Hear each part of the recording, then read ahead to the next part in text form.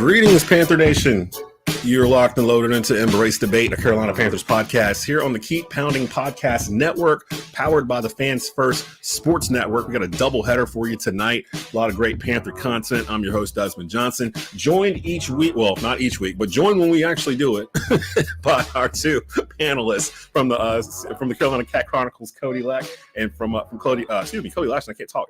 And from the Four-Man Rush, Monty, Fetti. Gentlemen, it's been a couple weeks since we got on, and a lot of stuff has changed with the Panthers since the last time we actually got a chance to do a show. So I'm excited to get it going. What's happening, fellas? How y'all doing tonight?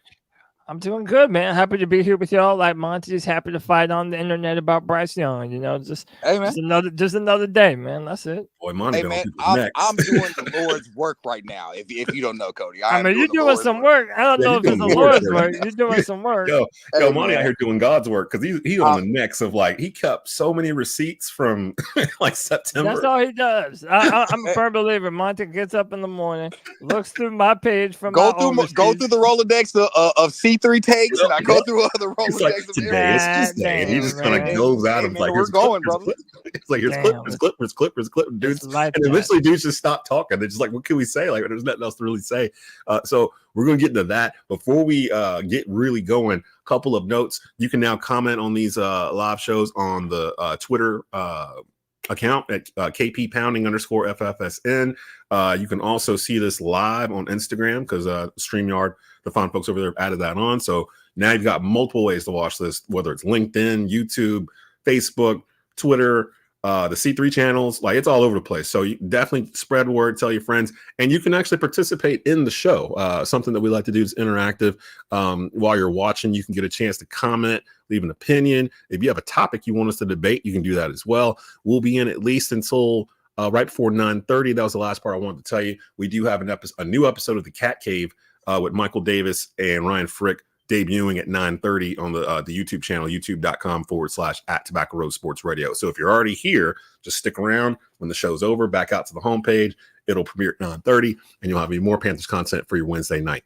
Guys, let's just get into it. Bryce Young. Let's just start with Bryce Young because Bryce Young has been the topic of debate amongst Panther Nation for the past 2 or 3 weeks. He's clearly improved. That is not up for debate. His box score, matter of fact, from Sunday, 23 for 36, 316 yards passing, 2 touchdowns, 63.9% completion rate, 78.1 QBR. Clearly the kid's best game of the entire season. We've kind of seen a progression the past 2 weeks in particular, where it felt like things were starting to finally slow down for Bryce. The improvement, is it enough to quiet the haters? I'm going to let Cody go first because I know what side that Monty's on. So I'm going to start off with Cody, and then we'll go to Monty. I mean, I was going to let Squabbles go first, but if I gotta go, I'll do it. I mean, look, man, look, it was undeniably Bryce Young's best performance. And that was undisputed. This is the type of performance that gets people excited about what Bryce has the potential to be in the future. Because let's be real, we have not seen a lot of this type of performance up until now.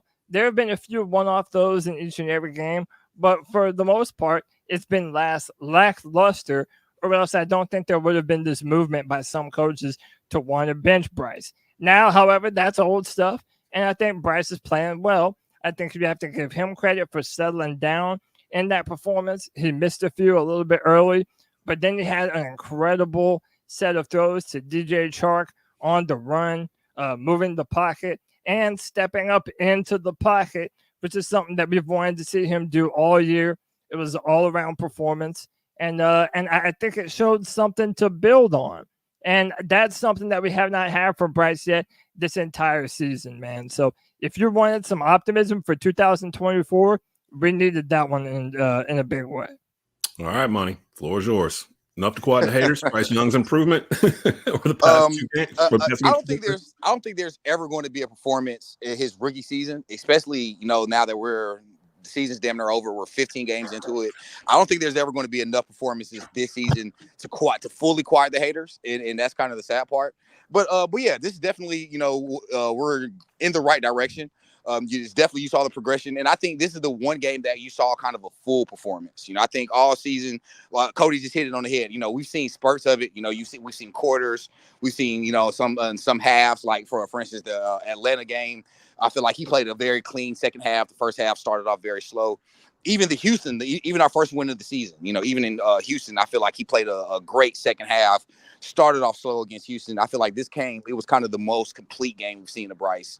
And this is what you get excited for. This is what you traded up to number 1 for. 300 plus yards, 2 touchdowns, over 100 passer rating. That's what you want, with your quarterback. So I don't think it's enough to fully quiet the haters. But again, I feel like this is something that you want to see with your rookie quarterback. We're in the right direction now, and Cody's hit it on the head perfectly. I feel like the game finally has slowed down for Bryce, and now I'll say this: it was just a matter of time for that to happen. But that's another debate for later today. But that was just a matter of time to happen. But yeah, I mean, it's good. It's great to see. I think one thing that we need to really do is give kudos to Thomas Brown. Thomas Brown has came in the last 2 weeks or the last 6 quarters. He's played. I mean, he's coached a very clean game. He's gotten us to run the ball effectively. Chuba Hubbard is a complete different running back than what he was at the top of the season. So, I feel like those are things that we also don't really mention because of Bryce. I mean, because we talk about Bryce so often. But yeah, man, I'm excited. Yeah, I know if anybody follows me on Twitter, I've been going at it with people all day today. And, I definitely take fun in that. Yeah, every day. I definitely have fun in doing that. But, I'm excited, man. So I got a couple things because there were a couple on it's been a couple of weeks since I had my tweet about Bryce not dropping back in the pocket and got flamed on Twitter for it. Literally, since I put that tweet out, Bryce has played better, and they've put him under center, and he started climbing the pocket. So I feel like the two are kind of combined. Like some of the stuff they're doing, it makes me wonder, was Frank Wright scared to mess with Bryce at all? Because if you look at it, when Frank was there, Bryce looked the same as he did at Alabama. They didn't mess with his mechanics at all. He was in shotgun 90% of the time. It was almost like they were trying to protect him from getting hit. So they just didn't want him under center. So Desmond, it's limited what they can do. This is the reason, and everybody called me a big-time conspiracy theorist, and I was reading into things. This is part of the reason why I believe that Frank Reich never wanted Bryce in the first place. Now, you may say that's a problem, and I agree, and he's out the door. But if you look at the way this offense is built, literally none of it from jump was built in the fashion that we all know Bryce plays well under. RPO, getting him out of the pocket, doing some of these things that he did at Alabama. And like now, just recently, we're finally starting to see those things. And it looks like a good product. That's why I'm hitting it on the head that you have to find a brand new head coach that's all in on Bryce and wants to build around him for the foreseeable future. Because I don't think that Frank Reich was that guy that wanted to do that. And I believe David Tepper kind of forced the situation on him. So now going forward, the coaching hire is by far the most important thing in this franchise. Yeah, we're going to get to the coaching Frontrunners as it stands here the last week of December here a little bit later on in the show.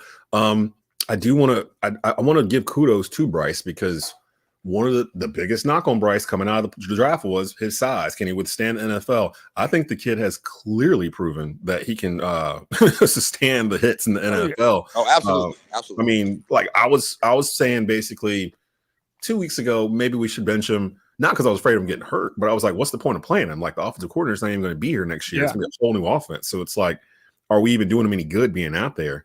And I forgot who it was I was talking to. But I think it might have been Jonathan Stewart during our pod last week. But he was like, nah, you got to keep playing him because for games like last week or, he needs to know how to win. Like he needs to know that feeling, like the game against Atlanta, beating a division rival and potentially putting a dent in their playoff chances. He needs to know how that feels like in the NFL. Like those are building blocks. So from that point on, I was like, okay, he needs to stay in there, but they need to stop, feeding him to the wolves. Don't just put him out there and shotgun and not have but like 2 wide receivers running out there and they can't get separation and then 3 seconds later he's on the ground. Do something different. Do something different. Right. And Des, I don't mean to cut you off. I think that's kind of why I've taken so much exception to it because it's like I feel like you just said it. If you're gonna play him, you can't feed him to the wolves, man. Especially first year, you don't have the personnel to kind of run the offense that you ideally would like to see. So it's like you can't put him back there and expect him just to. And that was the big thing, you know, the first 9 games. Just elevate the offense.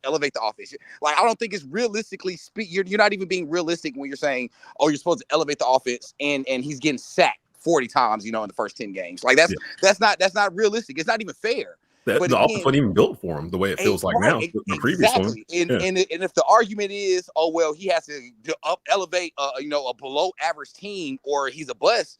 We're not even talking about football anymore. We're just driving narratives now because some people did not want Bryce, some people did. You know, that's kind of where I've drawn the line in the sand. But yeah, I mean, I think that, you know, I didn't fully agree with benching him. I think by the time, you know, especially after that New Orleans game, I think it was getting closer to time to bench him because, again, you know, he just could not survive back there. He was getting hit. You know, he was getting hit almost. It felt like it seemed like every down. It seemed like he always was under fire. Right. You know, guys were dropping passes left and right. And it was like, come on, man. There's just no way we can get a fair shot. And now here we are.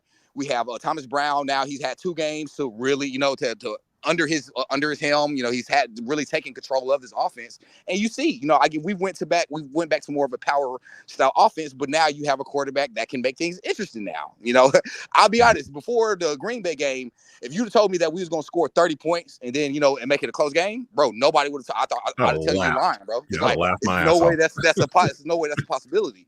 Now here we are. And now I'm saying, hey, man, you give him some time, you give him some weapons, and Bryce can be a very scary quarterback. And it feels good to say that. There's reasons why he had time, though, that we have to address, because I still see there's some haters in here. Flame for Jesus puts completion percentage. I wouldn't say haters. I'd say keeping it real. Maybe trying to keep it a little, when keeping it real goes wrong, maybe a little bit, because some of this. I mean, but is it wrong? You're including the first like 13 games where it was just like there was no game plan. It feels like, looking back in hindsight. At this point, I'm only looking at December, because everything that happened before that with Frank Wright, the pieces didn't fit, and we all knew it. We all knew the pieces didn't fit. Even Frank in press conferences sitting there telling us, yeah, we kept the offensive line coach because of what they did last year. They were great in the run game. They were smash mouth, blah, blah, blah. 2 minutes goes by in that press conference. Frank is like, well, we don't want to be known as a smash mouth football team. That's not what we are. Which is insane. Things like that. Like, what are you doing, Frank? Like, what are you doing? Like, don't tell people that we're not a smash mouth football team. We're in the NFL. Like, what are we supposed to do? Does he know that he didn't have to say that out loud? Maybe he said it on purpose out loud. You know, maybe he said it on, because I'm looking back now. That may have got him fired, actually. The last couple of weeks of Frank Wright's regime, if you go back and look at his press conferences on Mondays, some of the stuff he was saying, it almost makes me feel like he was trying to get fired. Like, they weren't going to change anything.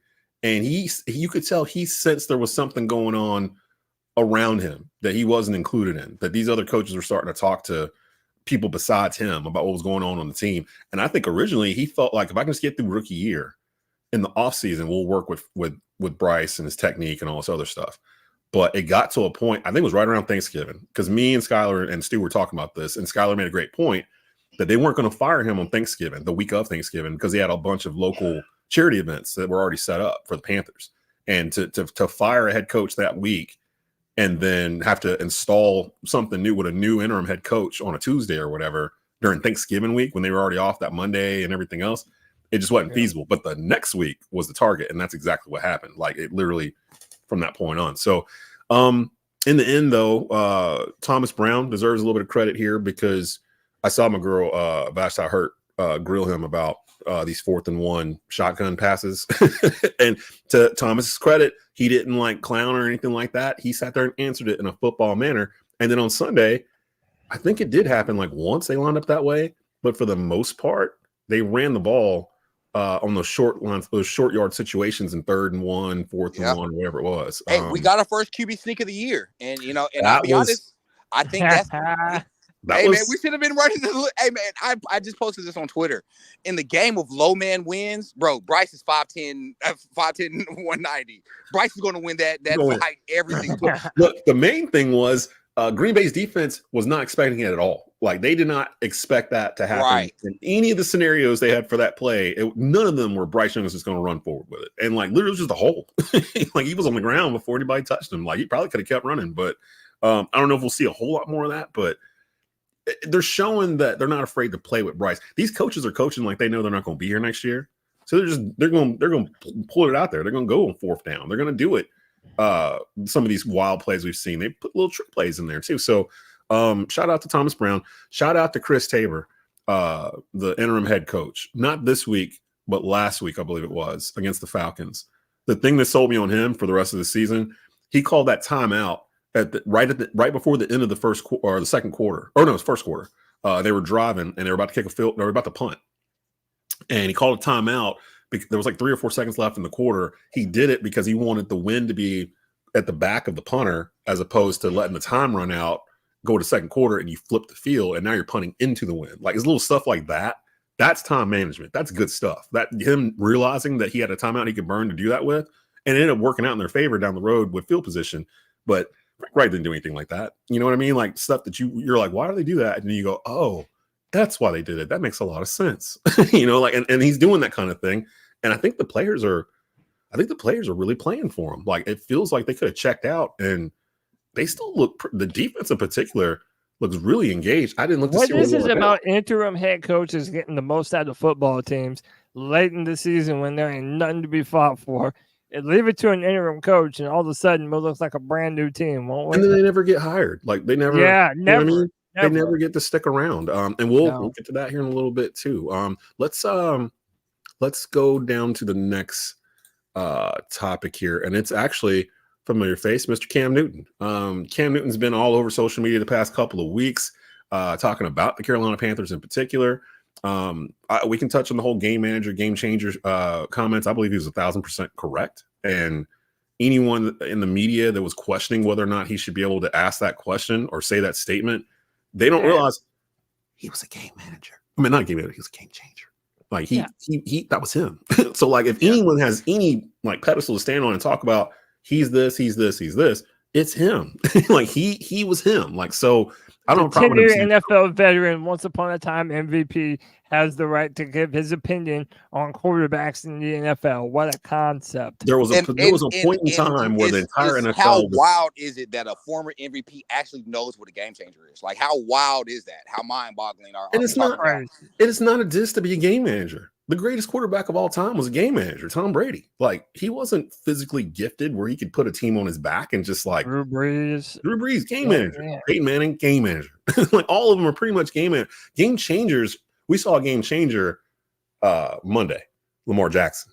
Lamar Jackson is a game changer. Like, literally, the Ravens do not lose regular season games if Lamar Jackson plays. Like, I think they've only lost like 12 or something over like 6 years in the regular season. They won like 50-something games. If he's never playing, lost in prime time either. It's ridiculous. And Lamar, man, he's literally Cam Newton 2.0. He's kind of a mix of Cam and RG3. He's like RG3. I would say he's more like a Michael Vick 2.0, wouldn't you? I know we've talked about this a little bit before, but to me, like Lamar's gonna make you miss in open space, and Cam might make you miss, but Cam will also go right through you. Yeah, you know what I'm saying. And I don't know if Lamar is this generation of quarterbacks that are out here that are these game changers. I feel like they all are birthed from Cam, not Vic. Oh, absolutely. You know, absolutely. Cam came from Vic, but like Lamar Jackson, Pat Mahomes, Josh Allen, who am I missing? Jalen Hurts, Justin Fields, Anthony Richardson. You know, even smaller guys like even Bryce Young to a certain degree. Like, I'll even say Kyler Murray. Like Kyler Murray, his style of play. He's just not 6'4", 250, but his style of play is a whole different problem. You know, he runs around there. He creates plays, man. In my opinion, Kyler Murray is a game changer, and he just hasn't been healthy enough to fully display that. I'll die on the Kyler Murray hill, just like with Bryce. I feel like Kyler Murray gets a bad rep because being on the same team. I feel like you put him on a lot of these different offenses. You put him in San Francisco runs away with the NFC. That's just honest to God how I feel. And somebody made a good point that with Brock Purdy, because a lot of it was when he mentioned Brock Purdy and Dak Prescott, and really the Dak Prescott ones, because at the time Dak was playing fantastic. So everyone was like, "Oh my God, Dak Prescott's not a game manager." What's happened since he's made those comments? Dak's come back to earth. Brock threw 4 interceptions on Monday night, came back to earth. Granted, he was playing the number 1 defense in the league, but still, like, those are still game managers. You can be a game manager and be a top 5 quarterback in the league. It happens every year. There's only, to Cam's point that made the most sense, there's only 3 or 4 game changers in the league at any given time, really. And right now, I just named them: Pat Mahomes, Josh Allen, Lamar Jackson.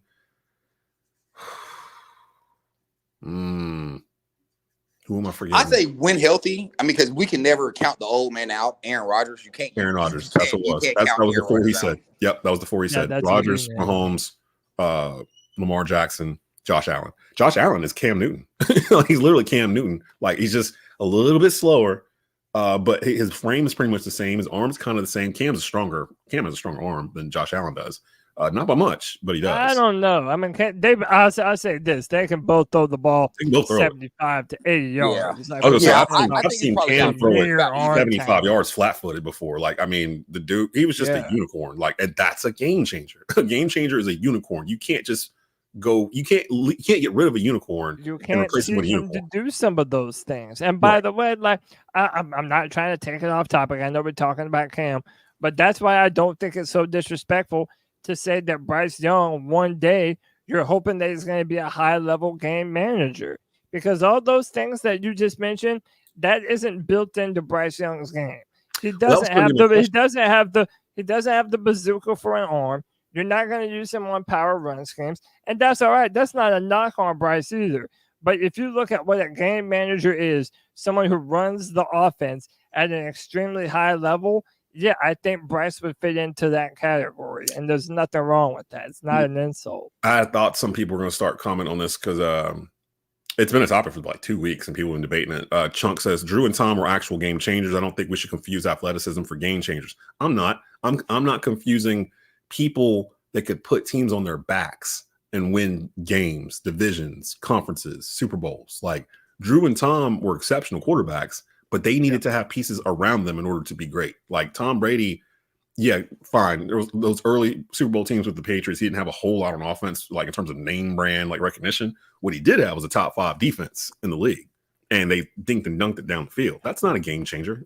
That's a definition of a game manager. Well, same with Drew. We're talking saying we're confusing game changer and athleticism. They're not always the same, but there is a little bit of that is correlated. Mm-hmm. So athleticism, I mean, are we going to say that part of what makes Lamar Jackson a game changer isn't correlated to his incredible athleticism? Because it is. Like, not everyone can do what Lamar Jackson can do. Another thing, too, you don't grow from a game manager into a game changer. You can grow from a game changer into a game manager as you get older in your career. But I can't name a single quarterback that started off as game manager that turned into a game changer before their career was over. Like, I don't fully agree with that. Because I've been racking my brain. Who is it? I mean, well, Josh Allen. I mean, if we're going to be honest, he started out that way, though. Like, he's always been like this. I mean, but if you think about it, he developed into a game changer. He came into the season, and matter of fact, Josh Allen's rookie season was terrible. He was absolutely terrible, you know. So was Trevor Lawrence? Trevor Lawrence showed flashes, but Trevor Lawrence didn't show game changer ability his rookie season. He developed into that. So I mean, and I think you can develop into a game changer. I think what we don't talk about enough, the quarterback position is a lot more dependent on the scheme than it is just being over crazy talented. Like you said, there's only about a handful of players that, regardless of scheme, they're going to take over a game, and then the rest of the league is game changers. I mean, game managers. But do I believe you can develop it depending on the system into a game changer? Absolutely. We've seen it. See, what you just said there contradicts the whole thing. Like, if you have to depend on the system to change him into a game changer, he's not a game changer. He's just a very good manager. But okay, I'll say this. So for Josh Allen as the example, was Josh Allen the game changer his first 2 seasons?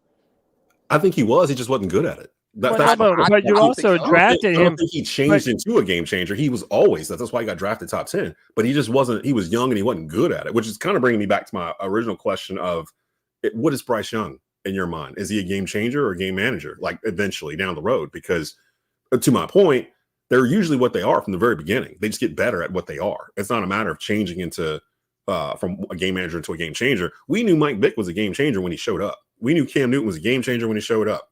Josh Allen, pretty much, Lamar Jackson, Pat Mahomes, when he finally got a start, that dude is different. Like, he's a game changer. He can put a team on his back and take them to a Super Bowl with no offensive line and wide receivers that are dropping. That's not the conversation we were having about Josh Allen or Trevor Lawrence for that matter, their first 2 seasons, bro, or at least Josh Allen. You know, I vividly remember people were just like with Bryce. You know, people were saying Josh Allen's going to be a bust.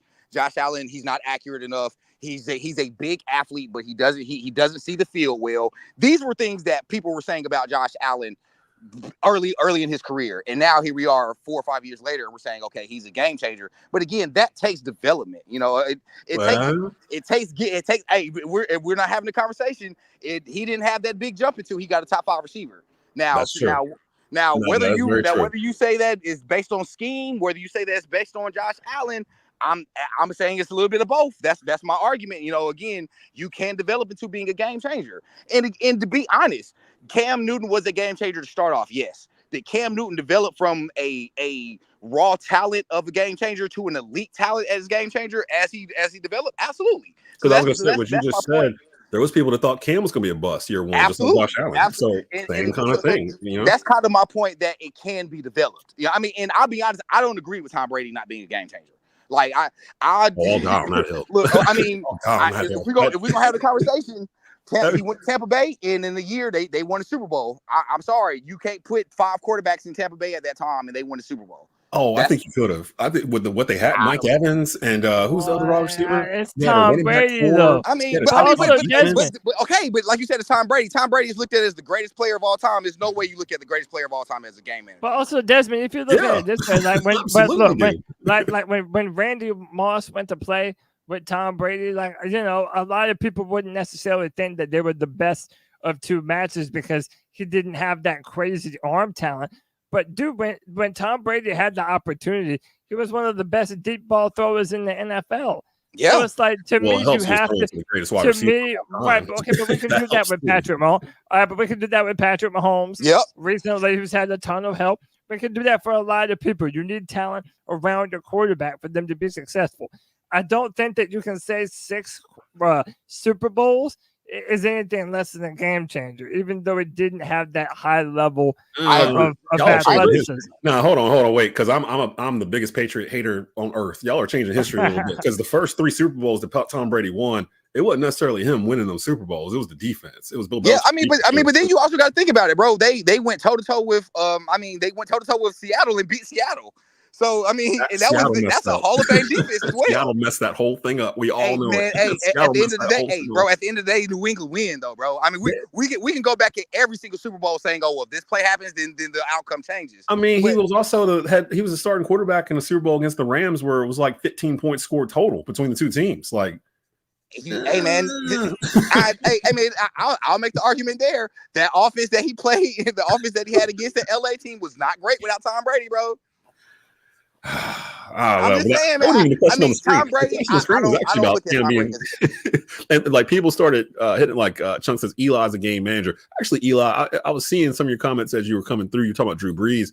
He took the over games of 400 yards. Pro had 5K seasons. Look who he was throwing to. Like literally, like he wasn't throwing to scrubs. Like he had like all pro first team NFL wide receivers, tight ends, Jimmy Graham, like dudes are going in the Hall of Fame. Like it wouldn't. I'm not saying a game changer can do it all by himself every game. I'm saying a game changer. You know what a game changer is when you see it. Like you're not going to compare Lamar Jackson's skill set to Tom Brady's. Like it don't work. It's not the same thing. You can't compare Cam Newton's skill set to Dak Prescott. They're not the same player. Like. One is clearly this, and one 100%. Is clearly that. Yeah, but Dak doesn't belong in this. It had to be that. It's not don't belong in this conversation, but look, in today's NFL, especially, it's not wrong to say that you draft the physical talent and what that player could end up being one day. So Josh Allen, did it take him some time?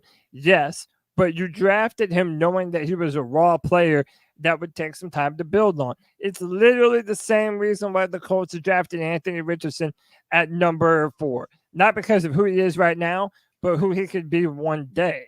And I think this goes back to the whole, the question about Bryce and the game manager.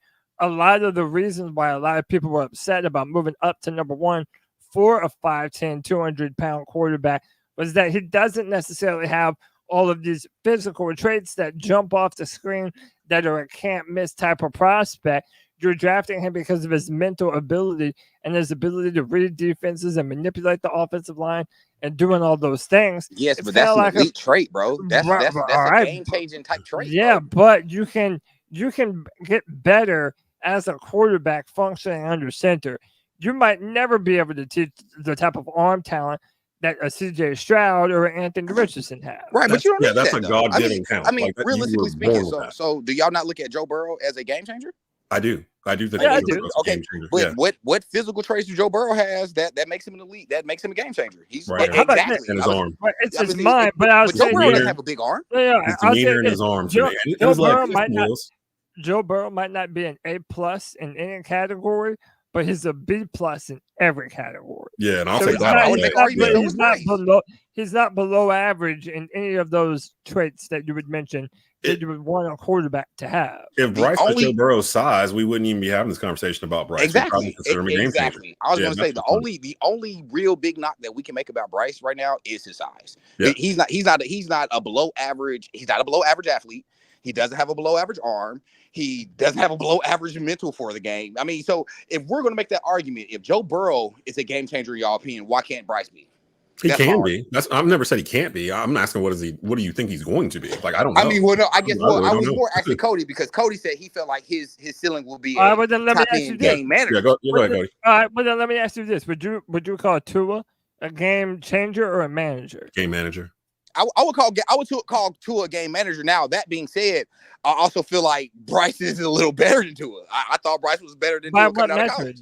Well, I'm saying when you're looking at Tua, like that's the exact thing that you want to build for Bryce.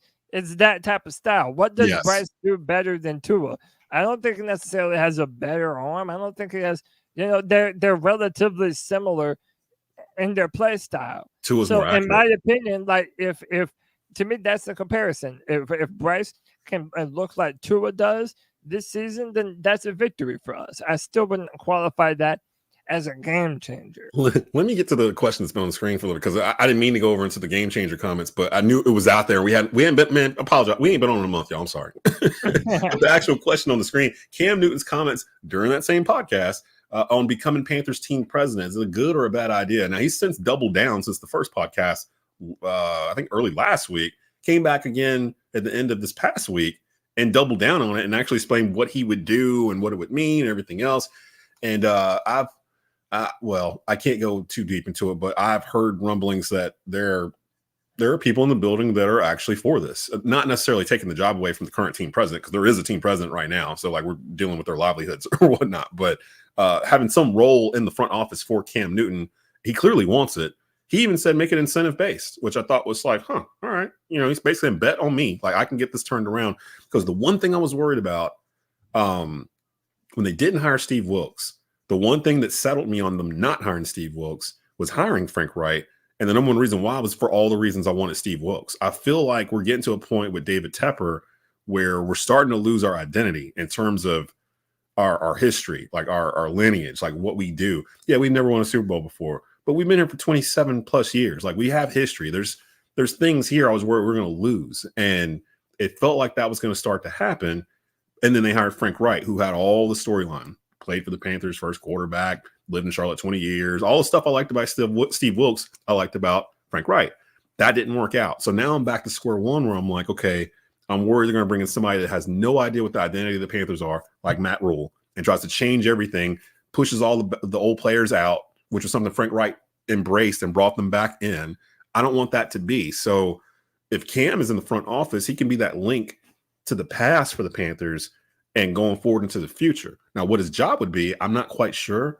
I think people think Cam is not smart because of his outfits and his hats, which is ridiculous to me. Let that man live. If he wants to wear a top hat, then let him wear a top hat. Like what's the problem? Like doesn't he own like $3 million plus businesses between the hats, the cigars, and the iconic saga, his production crew? Like, oh man, and they've been blown up this year. Especially he's a businessman.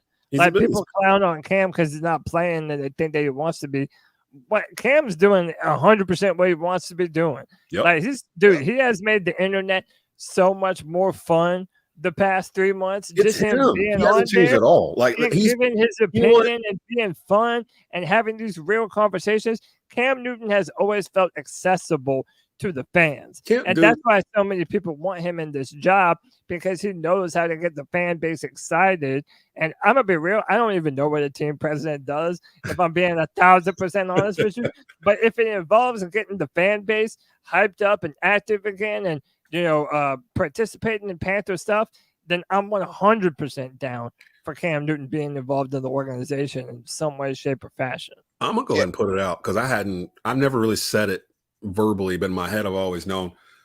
And it really was Bo Jackson for the longest for me. Cam Newton's my favorite NFL player of all time. Like, if I put all the pieces together, like, I've watched every one of his games. I've rooted for him. Like, this dude I vicariously lived through him every Sunday. He made my team relevant, like, nationally. Like, you remember, y'all remember, like, being on Twitter or Facebook on Wednesday and people are still debating about what Cam Newton wore on Sunday at the podium? Yeah. Like, I mean, dude, he had Betty White dabbing, bro. Like, I feel like that. Betty White dabbing. Yeah, man. Like, you had rich people that never knew what a dab was out there dabbing, because of Cam Newton. Man, hey, I'll take it a step further, fellas. Like, Cam is a trendsetter. Like, when you look at the NFL now and look at it 10 years ago when he first came into the league, dude, this Cam had fingerprint. It's all, just from the way players dress. From the having fun on the sideline, taking pictures, celebrating celebrations, the touchdown celebrations. Absolutely. That started with the 2015 Carolina Panthers. Forced the NFL to change that rule because of what they were doing that year. I was talking to Stu last week when we were doing the Believe in Panthers podcast. It's like, man, I came across a picture from 2015. I forgot who y'all were playing, but literally half the team is like getting set up for like a selfie on the sideline. And I'm like, I'm pretty sure the game is still going on. Yeah, I think that's going on. That's the NFC Championship game. Yeah, and he was like, it was the NFC Championship game. It was Arizona. He was like, the defense was out there, but some of the defense was in that picture. They were already out of the game, so we all posed. And I remember it so vividly because if you go find that picture, Greg Olsen is standing off kind of to the side, like in the picture, but not really in it. And he has a look on his face like he has no idea what's going on. And it gets captured in the picture. So you see all these dudes posing or dabbing or whatever. And you see Greg Newton off to like the left, kind of looking like this, and he doesn't know what's going on, and he's just in the picture. But that kind of stuff is just iconic to me. He brought all that back in. Why would we not want that in our franchise? It's ours. Like, that belongs to us, and he proudly proclaimed North Carolina and Charlotte home. Like, this is his spot. He wants to be known here. He said it when he first got here. He noticed it was all Redskins, Steelers, Cowboys, 49er fans coming in here whenever they play the Panthers. He's like, that's got to stop. And by the time he got to his peak, it had stopped. So I don't know what a team president does either, Cody, but I'm all for him being a part of this franchise in terms of, in some shape or form, in the front office, doing some team ambassador or something. What is Don Capers doing? Like, what? He's just an advisor. We don't know what he does. Like, or what's his name? Caldwell, Jim Caldwell. What's Jim Caldwell doing? What exactly would you say you do here, Jim? Like, what is your job? Because nobody knows. So we can just give Cam an advisor role. He could be in the front office and be good to go. I'd be perfectly fine with that. Let's get to the nitty-gritty. Head coach and front runners for the Panthers. As you sit here, 3 games to go, we already know Chris Tabor ain't it. He ain't going to be around. We're pretty positive most of this coaching staff's going to be gone. Although I will say there's a sentiment setting up for them to try to retain defensive coordinator Ejiro Evero, and I'm all for that. It's just a matter if he would want to stay because he might get some head coaching gigs himself with the job he's done with his Panther defense. Monty, let's start with you. As it stands today, December 27, 2023, who would be your number 1 pick to head coach the Carolina Panthers next year? I think the layup answer is Ben Johnson, man. Offensive coordinator for the Lions. I'm kind of sold on Evero as well. I don't want to get into the debate of having to lose another good coordinator to another team, and then we see them go off and thrive somewhere else. I think Evero would be a great head coach candidate. But I think the elephant in this room is Tepper wants an offensive guy that's going to be able to develop and grow with Bryce. I think Ben Johnson is kind of the easiest answer to go for, especially with all the reports that Tepper's willing to pay him basically whatever he wants to come here. So, I feel like that's cap. It has nothing to do with the cap. Doesn't affect the play, the team basically at all. Do it. So, I think Ben Johnson is the easiest answer. It's between him and Evero for me. Either one, I feel like you get a good leader of men, and that's kind of the biggest thing for me. I could care less if he's an offensive coordinator or a defensive coordinator.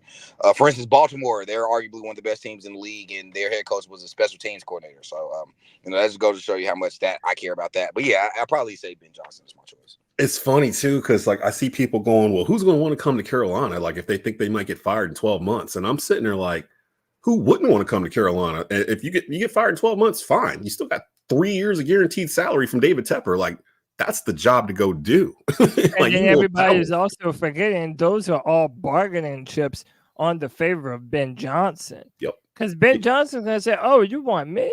Okay, I need more than 12 months. You fired how many head coaches in a row? I'm gonna need a little bit of a financial incentive to make sure that not only I'm going somewhere where I'm going to be financially compensated in a job that isn't necessarily in the highest of demand, but I'm going to need some time to build this team. So I promise you're not going to one and done me either. Yeah. So whatever we do for Ben Johnson, it's going to be astronomical. And I guarantee you that people are already going to be criticizing that, oh, we paid too much for an unproven coach. I'm of the mindset that I think there's a bunch of good options that I think have been tossed around. I'm still a believer in Bobby Slovic.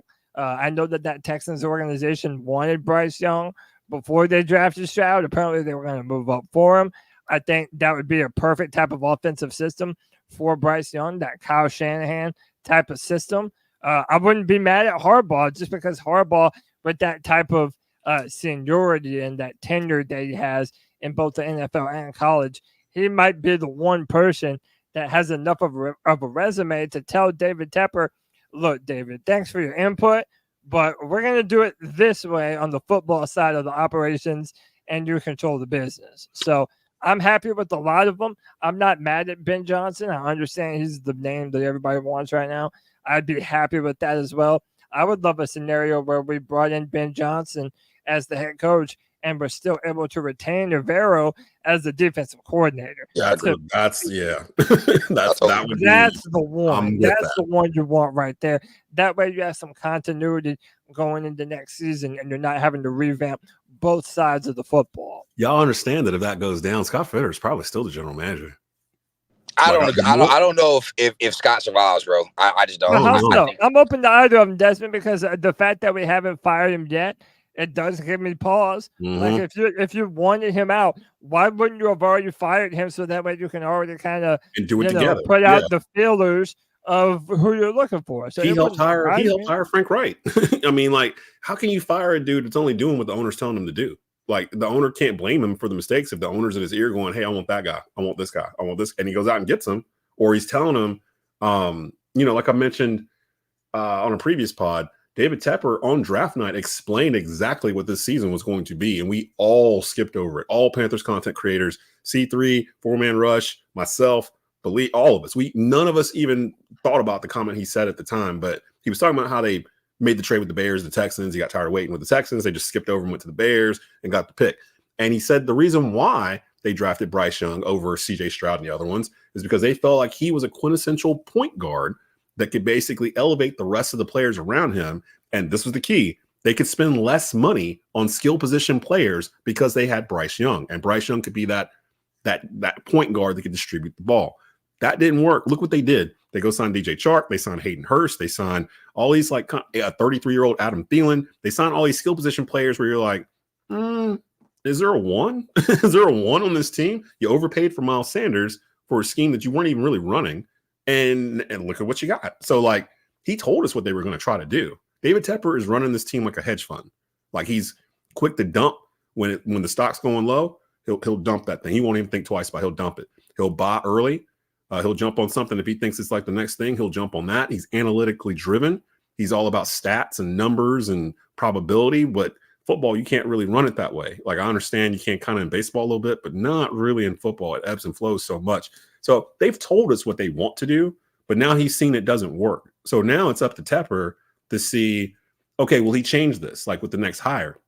Plus this narrative of him being super quick with these coaches. To be honest, he kind of let Matt Rule stay here a little bit longer than he needed to be. And Rivera was already here. Like, Rivera was already here for, was that the 2019? He bought the team in 2018. So Rivera was here for that whole season. And that's when we went 6-2 and it bought him out. 2019 they fired him at the end of They fired him at the end of 2019 with like 3 games left. Right, and he did that so he'd have an opportunity to get ahead of head coaching jobs that are out there. Yeah, he did him a favor. So why not do that with Fetti? Like that's my thing. Because I don't think he's going anywhere. Like I don't think he's going to go anywhere, and that hurts my soul. I hope we're wrong, but it wouldn't surprise me. He's a yes man. He's a puppet. Like he's going to do the bidding of David Tepper. And he'll say jump, and Fitterer's going to say how high. I want what my homegirl Kieran here says. I want Harbaugh. I've been on record for 2 years. Want Harbaugh as well. Storybook ending. Michigan wins the national championship the next 2 weeks. Harbaugh leaves, comes to the NFL. He was sniffing around Carolina last year. He was the one calling us. We were the ones that didn't return the call because we didn't want to deal with him at the time. But now, if Harbaugh came back to the NFL, he's only going to go 2 spots. He'll come here or he'll go to LA, to the Chargers. He played for both. And to be honest, which do you think's a better situation, the Chargers or the Panthers going into next year? I don't want to be biased. To be honest, I think both positions aren't great. The Chargers, you have Herbert, and then you have a bunch of aging players, bad contracts. Yeah. You need a new head coach there too. Here you have a young quarterback with a bunch of old, a bunch of mediocre players. So I don't think either position is great. I do think that me being a biased fan, I think it's a little easier, because you also got to think about you're going to have to pay Herbert here in the next year or so. So you're going to, or I'm sorry, no, you've already paid Herbert. I'm sorry. So they already paid Herbert. Oh yeah, you already got it. Yeah, so you just paid Herbert. We've seen now QB contracts can be detrimental for your team, especially when you're paying them like that. And I'm going on record. I think Herbert's a little overrated. But so again, I do think that it's probably a little easier to build around this team with the rookie quarterback on a rookie contract. But I don't think either destination is head over heels the best position. I mean, you can make an argument that both destinations stink. To be honest with you. Yeah, I mean, at least our owner has more money than the Chargers owner. Yeah, so you can get paid more. And any victory is a victory, huh? Yeah, I'll take our owner made bang, y'all. Blame for you says Harbaugh doesn't like short quarterbacks. He would come if he would let him get his own in 2025. Though Tepper ain't coming off of Bryce. This is his project. Like that until it's clear that it just ain't going to work, and it's not clear. In fact, they're turning the narrative to this probably is going to work. I don't know. So I don't know if Harbaugh. I don't know. Actually, nobody knows. We haven't really talked to him. So another thing too, I don't think we need to hire an offensive-minded head coach. I just think we need a really good offensive coordinator. But actually, Stu brought this point up again too. You almost kind of have to hire him as the head coach, because if you hire a really good offensive coordinator, you're going to have to replace him in 2 years anyway. Yeah, because he's going to be out the door and be a head coach. So the reason you hired Frank Reich as an offensive-minded coach was the ability to pair him with Bryce for the foreseeable future. I don't want us to abandon that plan just because we hired the wrong coach the first go around. Like Mike McDaniels, him and Tua are together. Yeah, their success is connected to one another. Yeah, but then when you look at Sean McDermott in Buffalo, I mean it's for DeMeco Ryans in Houston. They're actually kind of. It feels like they're kind of DeMeco and CJ got a good thing, right? Yeah, Buffalo. That's kind of where I'm at. I mean, Cody, don't get me wrong. I do agree with you. I would like to see an offensive head coach to kind of grow with Bryce as well. I don't necessarily think that's gonna. I mean, because be honest, let's be real. Offensive coordinators they do come and go. I mean, good teams know how to learn. They learn how to win with them. They learn how to win without them. You got, for instance, Dallas. I know we were just talking about how Dallas is kind of falling back to earth. But just a year ago, they were saying how Mike McCarthy wouldn't be able to survive without Kellen Moore, and now that offense is much better without Kellen Moore. So I feel like offensive coordinators. Good teams win with them. Good teams win without them. And if you're not a good team without a good offensive coordinator, you're just not a good team, in my opinion. So yeah, it's still to this day, I'm still trying to figure out why our defense was ranked as high as third. I haven't looked to see where they are now, but they were third in yards per game. And I was like, well, some of that is short fields, like turnovers with like 20 yards to go to touchdown, that kind of thing. Some of it is the defense playing pretty well, but I was just like, how is that possible? Like, how's that? We're giving up 20-something points a game. So it's like some of this has to be like pick sixes and some other things. I don't know. But Ebro's done a fantastic job with dudes like Sam Franklin, That's a reason why I think Fitterer might stay, because for all the problems we've said he's caused, he's kept that defense afloat. He's the one that's out there pulling people off the street and like practice squads or whatever and bringing them in, and they're starting and playing really well. So there's both sides to the story with Scott Fitterer. So we'll see. He's still here. So we'll see what the deal is with that. With Harbaugh, Patty Grimes says, I live in Michigan. The talk is if Harbaugh leaves Michigan, he's going to Las Vegas or Chicago. Steven brings up an interesting theory. If the Bills crash out of the playoffs, they could trade out Sean McDermott for Harbaugh to get over the hump. I could see that happening. Like that, they got the defense, they got a quarter, like everything's there. All he has to do is step in. That sounds ridiculously close to what might actually occur. So, but I also want to give a little pushback to something that Monty said. He might think that Justin Herbert is overrated, but the simple fact that the Chargers have Justin Herbert as a quarterback, that is going to be one of the premier destinations for a coach to go to. Because when you have that type of talent, someone that intelligent, tall, a big time arm, like you want a quarterback like Justin Herbert. That's why you hear Harbaugh. That's why you hear potentially Bill Belichick. Dude, I wouldn't even rule Ben Johnson out of that equation too.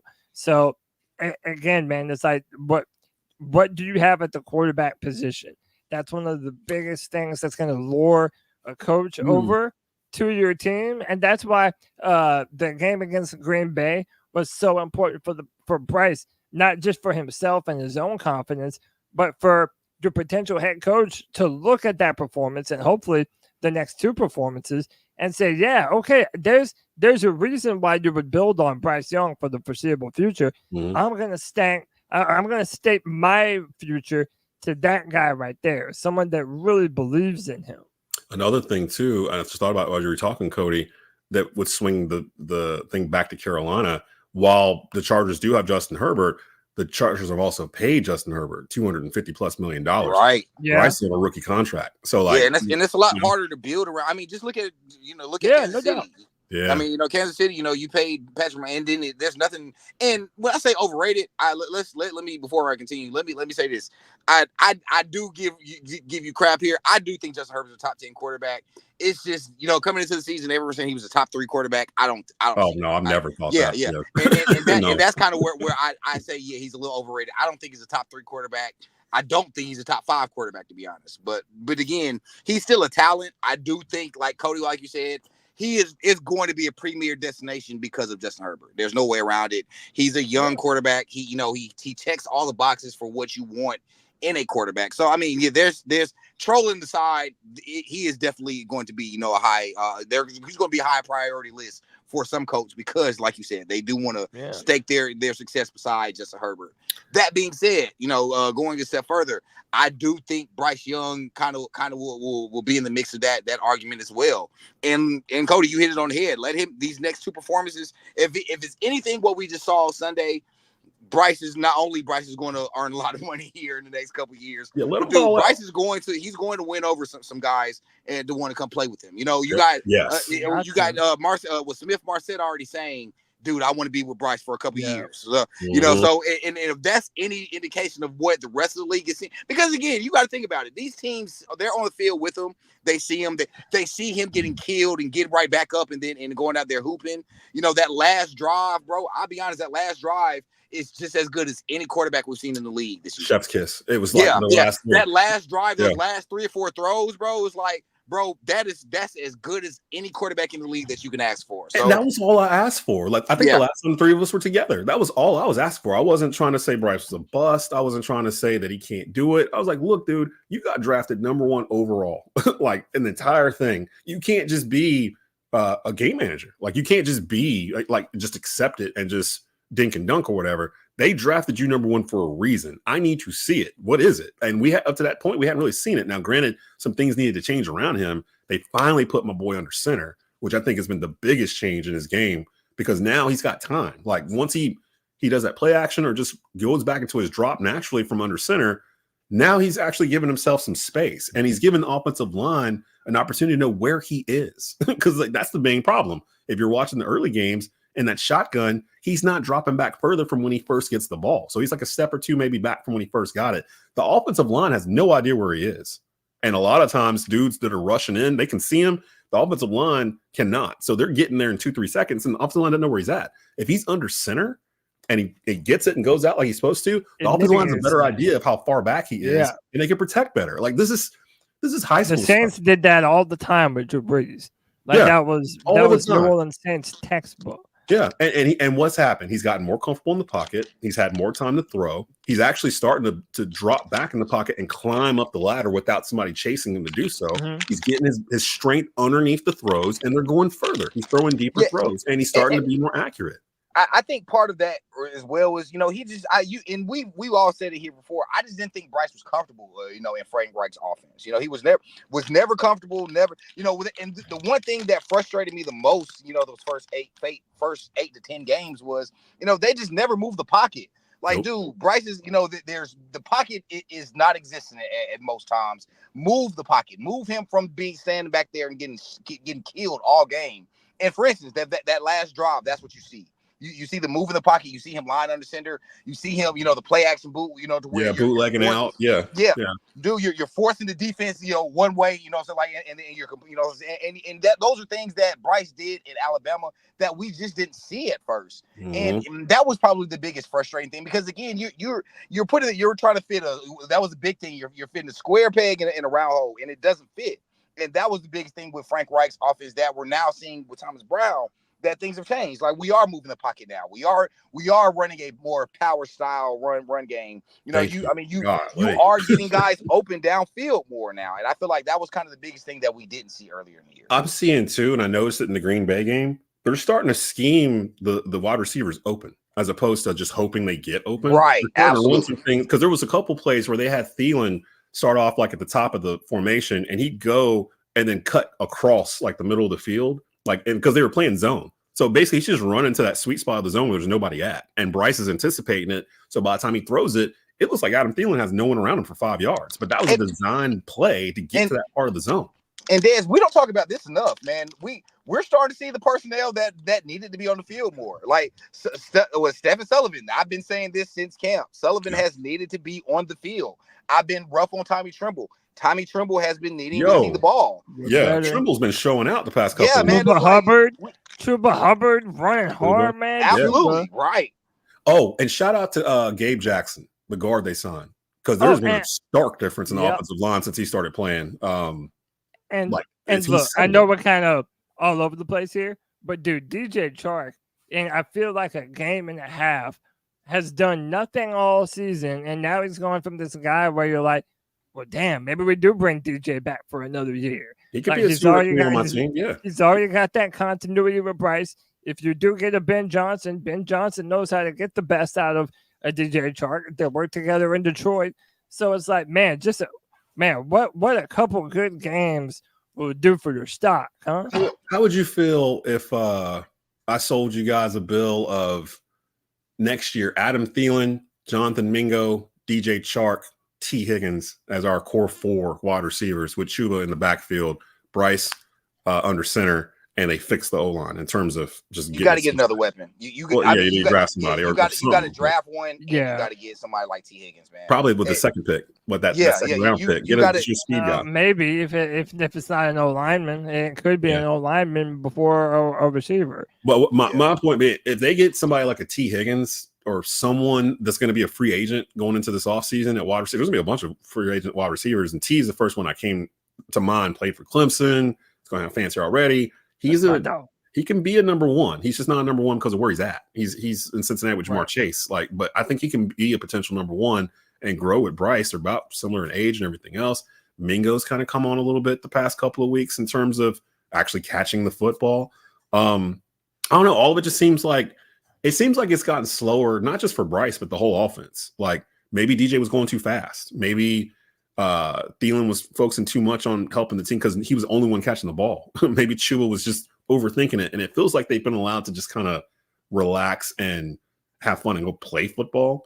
And Bryce has been able to cook a little bit because some of those breakdowns on that last drive weren't designed to the play. He literally had to kind of just turn the schoolyard ball. And that's what he did best at Alabama, to be honest. Like when he had to break it down and just kind of bootleg out and find somebody, he's mad accurate doing it. Like he put some of those balls, that one ball he threw to Thielen, that like only Thielen could get, and Thielen had to like catch it like this on the run, like cross his body. Like I can't even explain it really.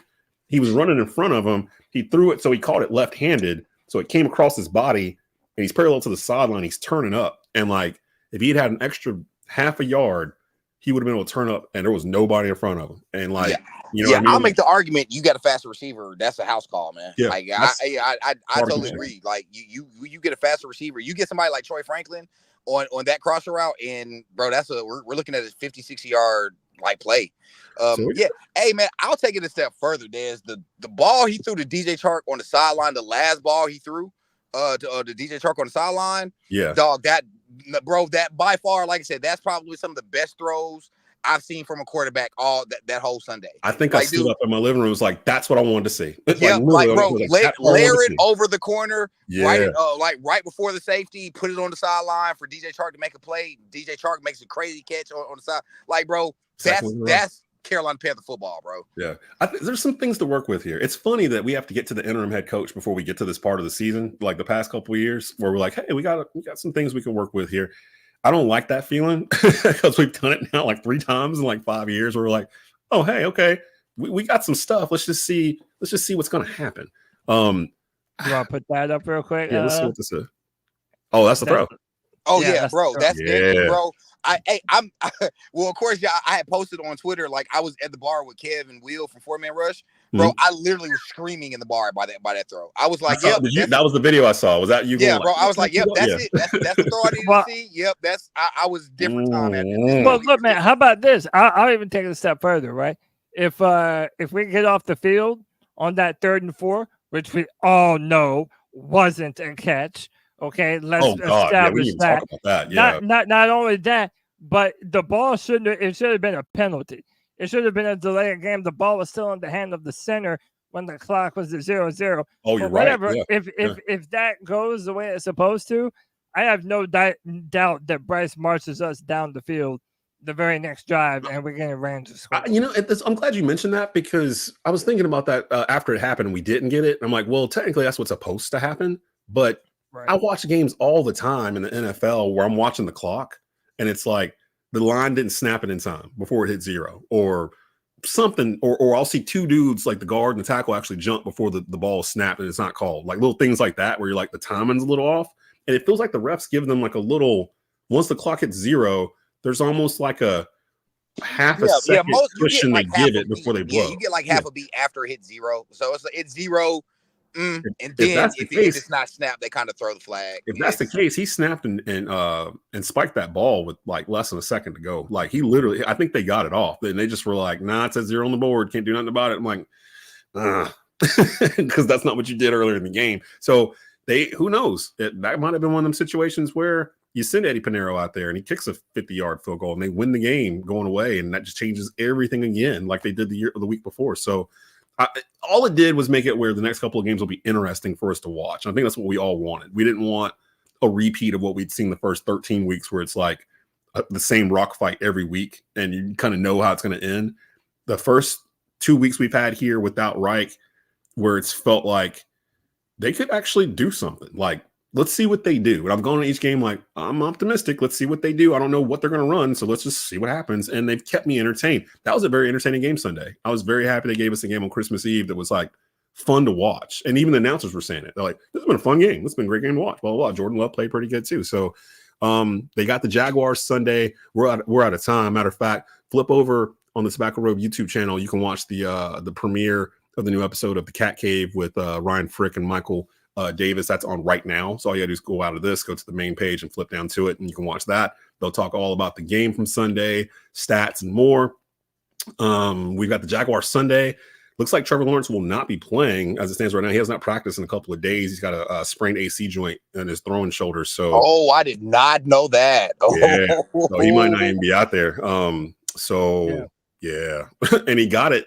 He was reaching for a first down last Sunday night and got tackled out of bounds and slid out towards the bench or something. And hey, fellas, if we put up a good game, man, y'all already know how I'm acting. So, so I don't have to go. I don't have to preface that by anything. But hey, man, That's going to be fun football Sunday, man. I didn't know Trevor Lawrence wasn't playing. Yeah, well, they haven't ruled him yet, and the Jags are the type where they might let him not practice all week and still throw him out there, which would be crazy. That's what they did the week before. Yeah, so he can still play.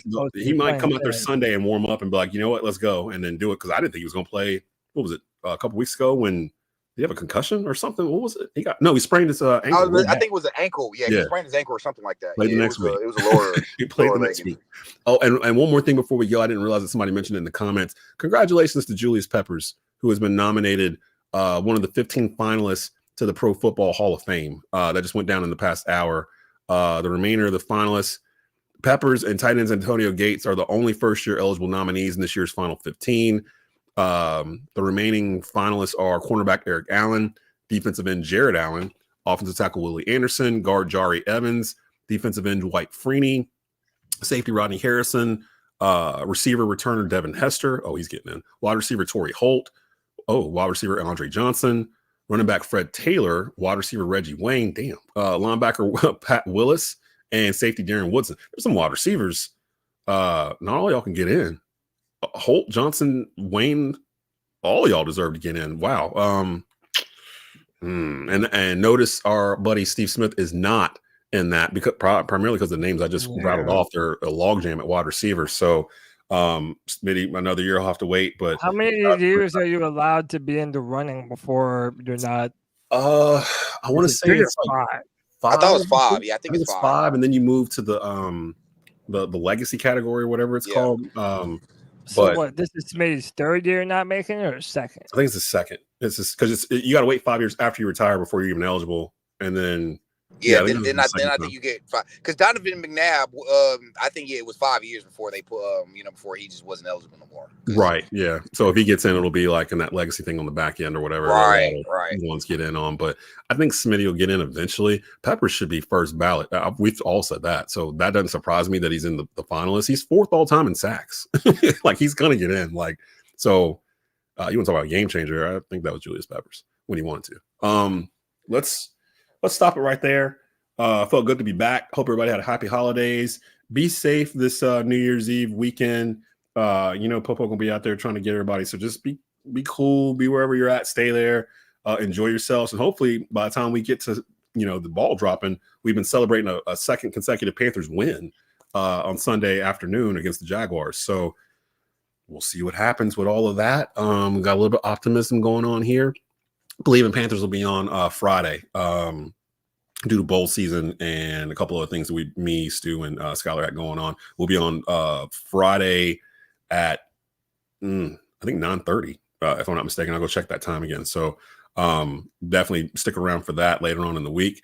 For Monty Fetti from the 4-Man Rush, from Cody Lachney from the Carolina Cat Chronicles, I'm Desmond Johnson from Tobacco Road Sports Radio. You've been watching and listening to the Embrace Debate, a Carolina Panthers podcast here on the Keep Pounding Podcast Network, powered by the Fans First Sports Network. We'll see y'all next time, probably next week. Keep pounding.